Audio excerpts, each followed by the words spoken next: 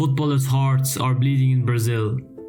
The great FC Santos, the club where the great Pele once left his mark on football, and where the current top scorer of the Brazilian national team and superstar Neymar once enchanted the footballing world, has been relegated for the first time in the club's 111 years of history. Thankfully, Pele didn't have to watch this, as the football icon died of cancer almost exactly a year ago. But Neymar had to watch it on television. After the game, he wrote, "We will return with a smile." So, what do you think? Will Santos make it straight back to the Serie A? Let us know in the comments.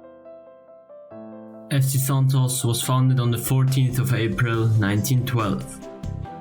Their matches have been played at their home ground Estadio Urbano Caldera, also known as Villa Belmiro, since 1916. Pele made his debut for Santos in 1956 and characterized the club for the next 18 years. Santos was especially successful in the early 60s, winning the Copa Libertadores in 1962 and 1963. They were one of the best, if not the best club in the world at the time. They also won the Club World Cup in 1962 and 3, beating European Cup winners Benfica Lisbon and AC Milan. FC Santos became Brazilian champions 6 times during Pele's era, in 1961, 1962, 3, 4, 5 and 8, and 2 more times after his time in 2002 and 2004. The Brazilian league at the time of Pele was very different from today, as it was highly competitive, because at the time all Brazilian players who won the World Cup 3 times with Pele were under contract at Brazilian clubs. The only Copa Libertadores after Pele's time was won in 2011, when a 19-year-old wonder kid, who was celebrated as the next Pele, and in the same year became the only player ever in the history of football to finish in the top 10 at the Ballon d'Or without even playing in Europe, played big and led Santos to the title. It was none other than a certain Neymar Jr. Although they have not won any titles since 2011, they have always finished well in the league, including the second place in 2015-16 and 18-19. However, from the season 2019-20 onwards, things went downhill more and more due to the poor management, finishing 10th, 12th and now 17th, and thus being relegated to the Brasileiro Serie B. Despite this sad fact, it is worth mentioning what Santos has already achieved for Brazilian football. In addition to Pele and Neymar, the excellent youth academy has also produced players such as Robinho, Gabriel Barbosa and Rodrigo, but also forgotten legends that people in Europe no longer know, such as Clodoaldo, Coutinho and Edu. Also, with Angelo Gabriel, just recently a talented young player made his move to Europe by signing for FC Chelsea.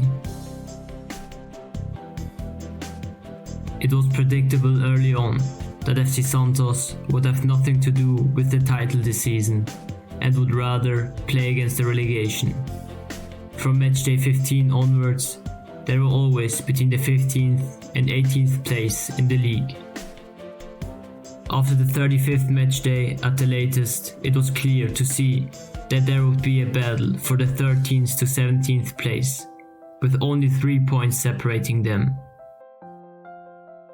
Santos, Esporte Clube Bahia, Vasco da Gama, Corinthians and Cruzeiro Belo Horizonte were fighting for the places.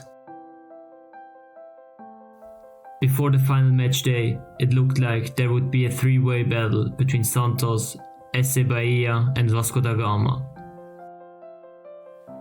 While Santos were 2 points ahead in the 15th place against the 10th place Fortaleza CE, Bahia had to play and win against the second placed Atlético Mineiro, to have a chance of avoiding the relegation.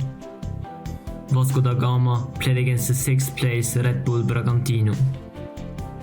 All very strong opponents and all of them had to win. Vasco played 2-1 thanks to Serginho's goal in the 81st minute and therefore won surprisingly. The biggest surprise was certainly Bahia's 4-1 win against Atlético Mineiro. These two victories meant that Santos also had to win due to their worst goal difference. But the last hope was destroyed in the 96th minute when Juan Lucero scored the 2-1 for Fortaleza. After the game, there were violent riots. Several projectiles were thrown into the pitch by Santos fans, including seats and fireworks. So the police had to intervene the players to remain seated in the circle for a long time, where they were insulted by the supporters as the team of shame.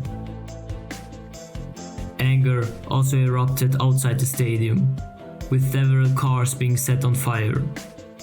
While Santos was falling apart, SC Palmeiras took the title, while Grêmio finished second thanks to a win and brace from Luis Suarez in the final game.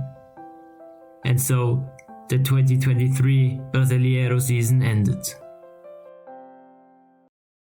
So guys, what's your opinion on Santos' fall from glory?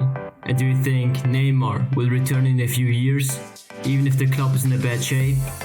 Let us know in the comments, and don't forget to like and subscribe. See you.